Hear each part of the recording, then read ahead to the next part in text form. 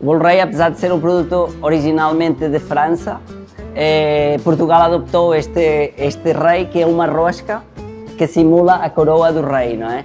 É rico em frutas que simbolizam as pérolas, os diamantes que leva a coroa do rei.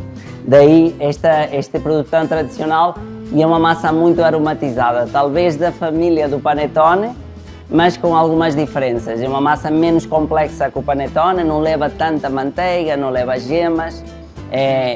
Basicamente é uma massa de brioche aromatizada com alguns licores, e que terei todo o gosto em disponibilizar a receita para quem estiver interessado em experimentar.